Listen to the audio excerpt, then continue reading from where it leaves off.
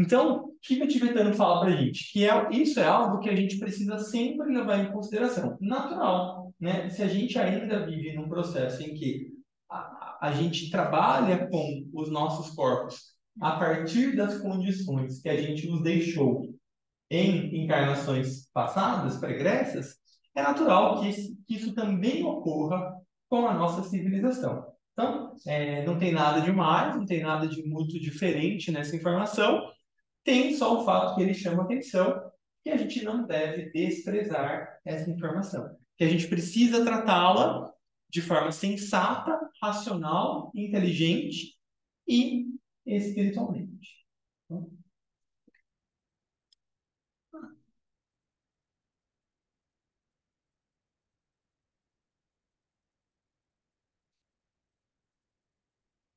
Pouco se sabe das civilizações lemurianas e atlânticas, mas é preciso ter em mente que os corpos físicos que hoje a humanidade habita são construídos de matéria muito antiga e que a substância empregada está contaminada ou condicionada pela história do passado.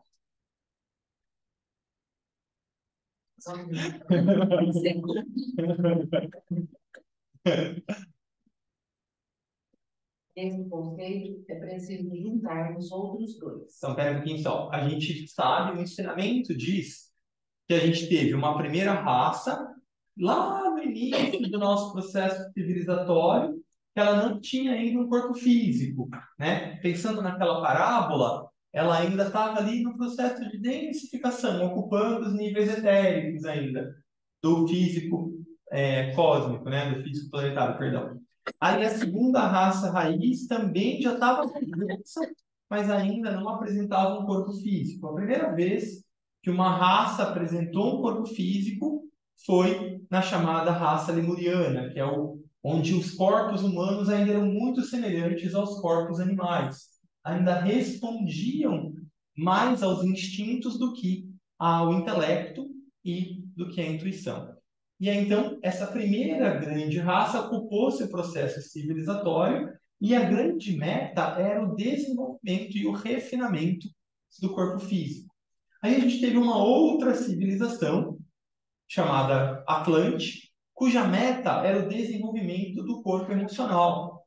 Então, aí, muitos anos, o processo todo de desenvolvimento de cada uma das 7 sub-raças atlantes era o desenvolvimento de cada um dos 7 subplanos do plano astral.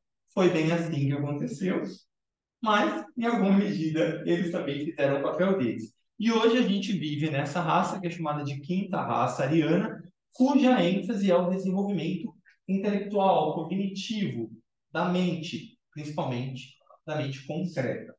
E aí a gente está se encaminhando para o final, né? A gente está quase na sexta sub, depois vai ter a sétima sub, e aí a gente vai entrar na sexta raça raiz, cujo desenvolvimento é da mente abstrata, filosófica, ou a conexão real com a mente, onde fica a alma, e depois com a intuição. Então, hoje, nesse ponto de evolução que a gente está, quinta raça ariana, quinta sub-raça, a gente ocupa corpos cuja matéria, cujos átomos já foram utilizados por nós mesmos em encarnações pregressas e também por todas as formas de vida que já habitaram o nosso planeta. Então, só para a gente entender isso. Quando você fala que a gente vai ainda atingir, né, que assim, em determinadas situações a gente só vai atingir quando chegar a época dessas outras raças, significa que a gente não pode, assim, a gente tem que ter o pé no chão, que a gente não vai conseguir, nesse momento, desenvolver tanto quanto a gente gostaria. Tem esse Pode ponto, ser? tem esse ponto, mas esse olhar é da humanidade como um todo. Claro que dentro desse grande corpo há diversos níveis de evolução. Por exemplo, esses grandes seres que se iluminaram, eles realizaram esse processo evolutivo que talvez a meta seja como um todo para essa próxima era, para essa próxima raça. Por exemplo, se a gente for pensar no Cristo, no Buda, se a gente for pensar em diversos seres iluminados, eles alcançaram esse processo de mente abstrata, de conexão com a intuição, de veículo búdico, mesmo que ainda fora do previsto, né? São seres que fizeram parte de uma vanguarda evolutiva, como tem hoje ainda, né? Para esse grande corpo, a meta é o desenvolvimento da mente, nessa encarnação, nesse espírito. Tá. Primeiro, é preciso ter em mente, então, que as almas que encarnam atraem para si o tipo de matéria com a qual devem construir seus encontros. Então, esse é o primeiro ponto, né?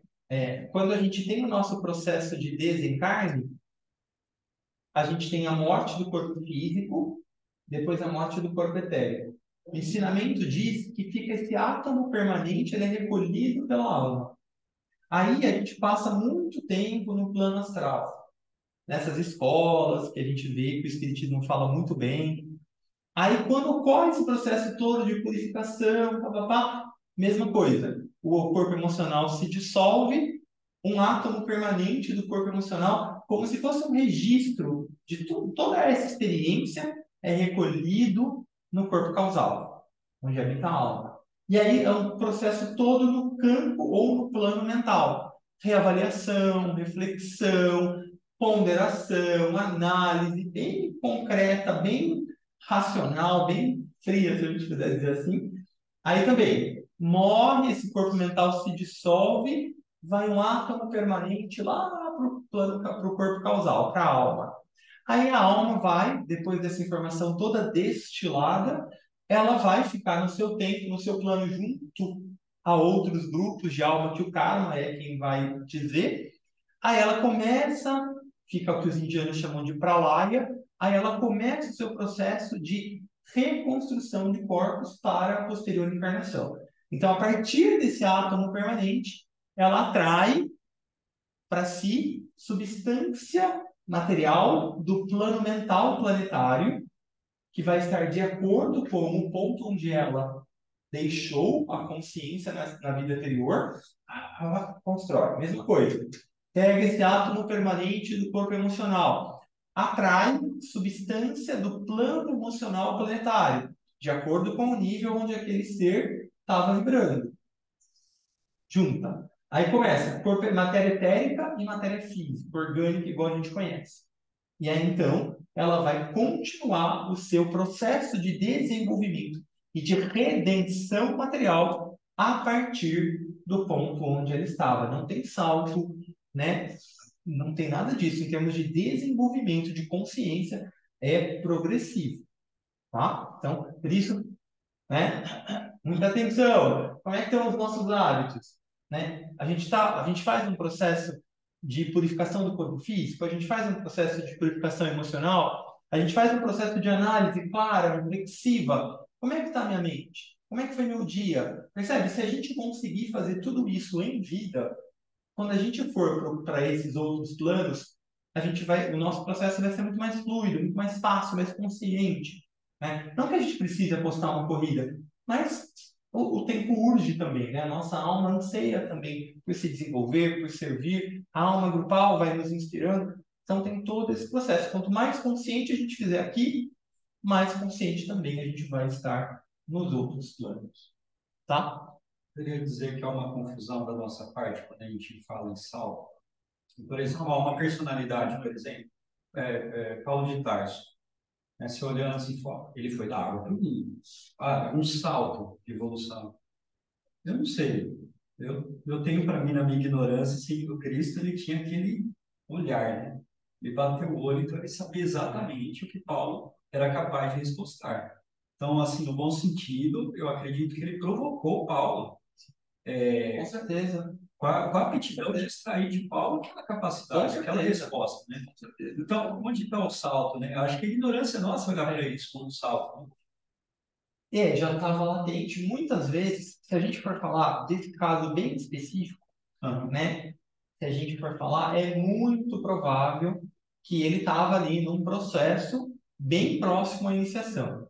Então, ele vinha ali num processo onde a gente chama de um processo de crise, um processo de provas, onde ele estava mesmo envolvido pela ilusão, se a gente fosse fazer uma analogia, ele estaria à beira ali no processo de segunda iniciação, e aí então o Cristo vem com a sua luz e inspira, né? Culmina esse processo que vem acontecendo.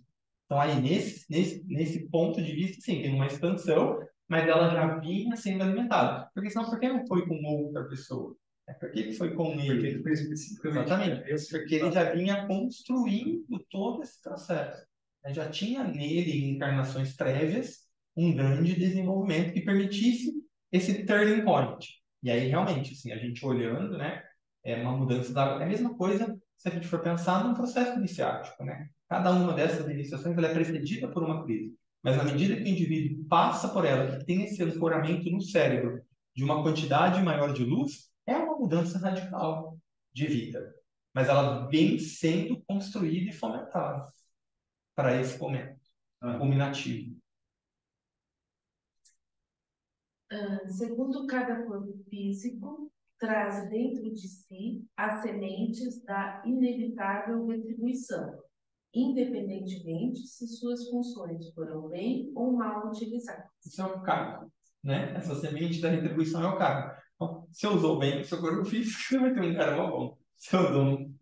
É uma questão de desequilíbrio e reequilíbrio. Exatamente.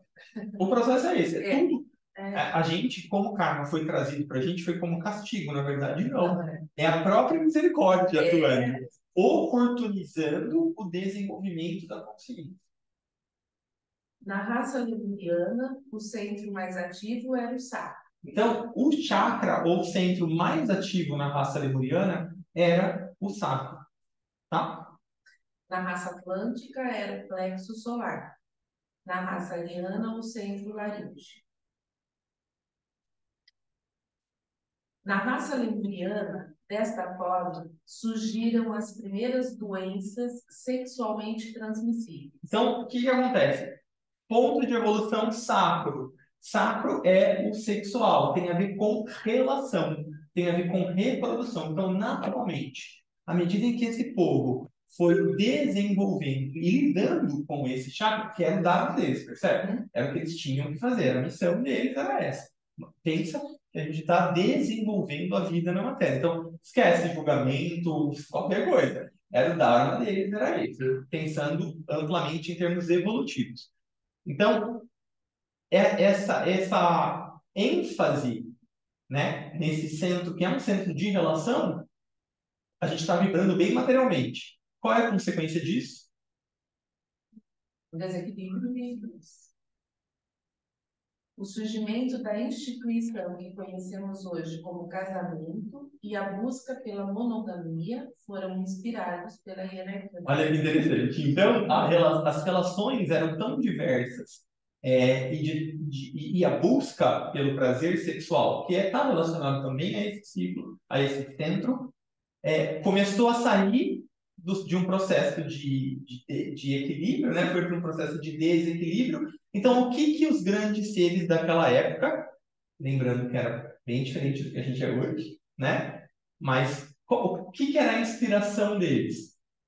O que a gente conhece como casamento, como monogamia. Por quê? Porque aí a relação deixa de ter uma ênfase apenas sexual e passa a ter um relacionar-se que envolve outros aspectos que não apenas o sexual.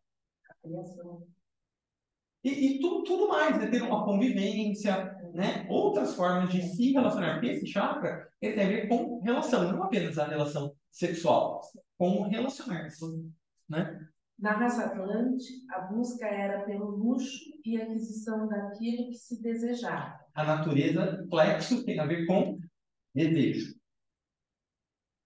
E quando não era possível, apelavam ao controle dos elementais e à magia. Neste momento surge aquilo que conhecemos como magia negra e o surgimento das doenças respiratórias. Doenças respiratórias ainda não existiam nesse momento, enquanto raça, né? Então, pode ler esse trechinho que vai ficar mais claro. Originou-se no meio dos quais o homem respira e vive e foi imposta como penalidade pela hierarquia uma lei que pode ser traduzida nos seguintes termos. aquele que vive somente para os bens materiais, que sacrifica toda virtude na obtenção daquilo que não pode durar, morrerá em vida. O ar, ele... O ar devia ser o ar, ele faltará. Desculpa, errei. Ou o ar ele faltará, né? O ar faltará, ele faltará. Olha que antigo isso, e como às vezes uma interpretação, uma memória de algo para trás, ainda faz com que a gente tenha essa inconscientemente, ou alguns mais conscientemente, essa relação com os bens materiais, especialmente nos meios espirituais, ela não é muito bem feita, né? Tem muito de considerar como pecado, de considerar como algo que não é sagrado, cria uma culpa. Então, isso vem desde a raça Atlântica. Agora, claro, naquela época, né? Então, o que eu fiquei pensando muito sobre a Covid, né? Trouxe para a gente esse olhar de volta. O que é essencial? O ar é essencial. Então, por que a penalidade ou a consequência foi essa? Porque eles começaram a viver sem propósito, a viver para a aquisição de outras coisas. Então, você foi lá, plasmou uma coisa. Eu quero melhor que a da Letícia. Então, manipulava a energia elemental para fazer aqui, ó, Well. Uma zica, né? Não rolou nessa época. Então, essa falta de propósito, de critérios, daquilo que realmente é essencial, naturalmente teve como consequência para esse povo as doenças respiratórias. Então, o que a gente colhe em termos de doenças respiratórias é muito relacionado com essa época, esse resíduo atlântico. A gente teve, né, se a gente for pegar uma história mais recente, na época do modernismo, né, os poetas românticos, perdão, não modernismo, romantismo, foi uma época onde eclodiu a tuberculose, né? Então também estava ligado aí com esse aspecto emocional, que a raça atlântica era uma raça emocional. Mas também a gente pode hoje ressignificar tudo isso, né? Olhar com mais discernimento para tudo isso. É difícil para nós apreciar ou compreender o estado de consciência atlântica. Olha que interessante isso, porque tem muito mito em relação à Atlântida, principalmente de que eles eram uma civilização mais evoluída do que a nossa. Não, só que não. Só que não. Ó, não havia processo mental, exceto entre os líderes da raça. Havia o desejo sem escrúpulos e insaciável. E através de ações da hierarquia, a consciência atlante começava a despertar a dois problemas até então não percebidos. Então, por conta dessa consequência respiratória, começou-se a despertar na raça, porque eles não tinham a mente muito desenvolvida. Então, aquilo ia acontecendo e era só tudo que eles manipulavam, tudo que eles faziam era para suprir desejo. Essa era a qualidade principal chakra, plexo, principal corpo emocional, sede dos desejos. Então, quando isso foi imposto pela hierarquia, aí começaram a perceber duas coisas muito importantes para o processo de desenvolvimento da consciência daquela raça. O primeiro foi que a atitude psicológica e o estado de consciência provocam condições fisiológicas tanto boas quanto más. Aquilo que a gente entende hoje como psicossomático. Psicossoma, né? A relação entre a minha psique e o meu soma ou corpo produz condições boas ou ruins. O segundo foi que, pela primeira vez, as pessoas enfrentaram com reconhecimento o fenômeno da morte. Morte que elas mesmas provocavam de um novo modo, e não apenas por meios físicos. Isso, de alguma forma, tinha que ser representado de maneira objetiva, pois as massas ainda não respondiam ao ensinamento verbal. Somente a acontecimentos visuais, quando, portanto, via uma pessoa predadora e cobiçosa começar a sofrer de uma terrível doença que surgiu do próprio interior e que, enquanto sofria, mais se apegava ao seu amor pela vida. Tal consciência começava a surgir. Então, eles tinham que ver através daquela imagem, daquele exemplo. Não adianta vir um ser de luz e falar para eles: olha, você tem isso, né? Não tinha esse verbo, lembra? Verbo tem a ver com mente, tem a ver com centro laríngeo, com chakra da garganta.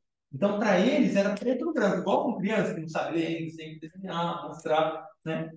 Então, a partir de enxergarem aquilo que estava acontecendo, eles começaram a desenvolver uma consciência de que, né, aquilo acontecia. Se você tinha um ciclo normal para a morte, mas aquilo começou a ter uma coisa diferente. De dentro da própria pessoa surgiu uma doença que fazia com que ela viesse a desencarnar e em sofrimento. Né? Lembrando como é que acabou a Atlântida? Com água, né? Não tem ar na água, a gente não consegue respirar. Alguns peixes conseguem, a gente não. Então é simbólico. A água, qual que é o elemento? Emocional. Então, qual que é o símbolo disso? Né? Eles foram engolfanhados, existe essa palavra? Pelas próprias emoções, pelo próprio corpo emocional deles. E era assim que tinha que ser. Percebe? Também não foi nada fora do script. A morte até então era aceita sem questionamento, como destino de todas as coisas vivas, mas agora era reconhecida a relação mental entre a ação do indivíduo e sua morte. Muito também de hoje, o fato da nossa sociedade não lidar bem com a morte, também tem referência traumática atlântica. Acho que deu nosso horário, né? Bem que tempo. Pena. Pois é, tá legal isso. Tá legal. Depois a gente tem mais coisas, ó. A gente fala da nossa raça, depois sobre a doença, que é um câncer bem legal também. É um tema bem legal. A gente tem bastante material aí. Eu nem mandei pra Thalita, tadinha, porque ela sempre revisa a mesma coisa. Eu falei, O Haraka tá mudando um pouco. Eu fiquei